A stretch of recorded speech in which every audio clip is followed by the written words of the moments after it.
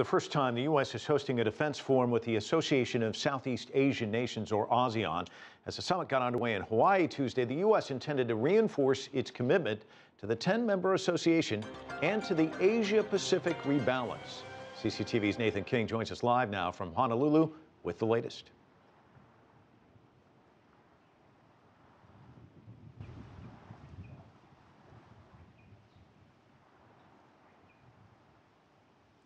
Yeah, you're right, Mike. The ASEAN defense ministers are gathering here right now, and what they really want to hear from the US is what does the US pivot or rebalancing to Asia mean militarily. But of course, as the continued search for flight MH370 shows us, militaries in this region can come together for civilian uses too, and that is going to be top of the agenda for the Pentagon here this week.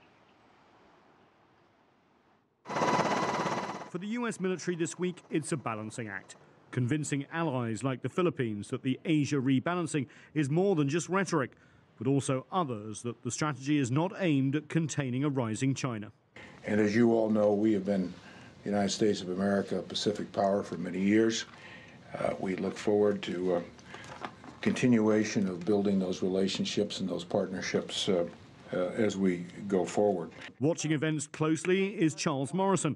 He runs the East-West Center here in Honolulu and is an expert on ASEAN. ASEAN members prefer not to have to make choices in terms of exclusive relationships with one great power or another great power. But they also need security, and if they're worried about a threat, then they prefer to have partners and allies. The U.S. military presence in the Pacific, despite the threat of budget cuts, is impressive. 200 ships and submarines, 2,000 aircraft and 330,000 personnel. An expression of hard power, but it's the Navy's so-called soft power missions that will be emphasized here this week. The US hopes to encourage the ASEAN region to establish cross-country partnerships between their militaries that can help in disaster recovery and humanitarian assistance. The unprecedented multinational search for flight MH370 means this sort of cooperation is at the forefront of the minds of the ASEAN defense chiefs here this week. In fact, Malaysia's defense minister will use this opportunity to thank his ASEAN colleagues for all their assistance while requesting more US help to find the plane. We understand that request will focus on more equipment that can be used to listen for the pings emitted by the flight data recorders.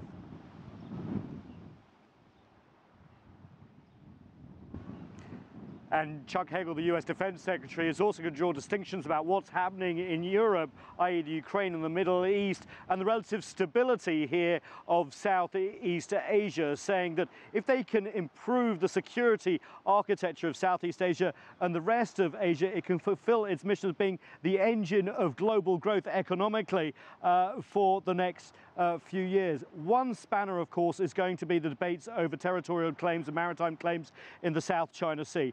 As you know, the US has backed a Philippine appeal, if you like, to the UN Convention for the Law of the Sea over competing Chinese claims. China is not a part of that.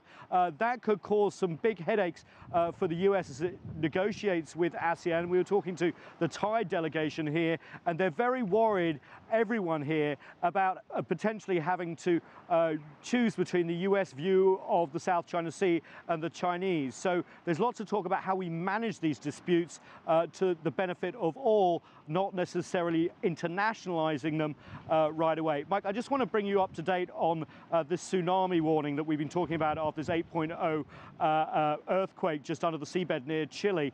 We do understand that that has extended that tsunami warning basically along the Pacific coast of Latin America, but also potentially the west coast of the US, and Hawaii is on standby maybe right here to get that warning. What's interesting, actually, as we say that, is NOAA, the National Oceanographic Agency that looks out for these things, is actually here with the US Defense Secretary Chuck Hagel to talk to ASEAN members about how they can get together and work on any tsunami responses. Remember, 2 years ago after the Asian tsunami, there was a much bigger alert system in this part of the world put in, and hopefully we won't have to use it, but it's interesting that they're here talking about these very things as an earthquake happens just across the Pacific from here. Hawaii, of course, is pretty close to Latin America. The closest capital city to Honolulu is actually Mexico City.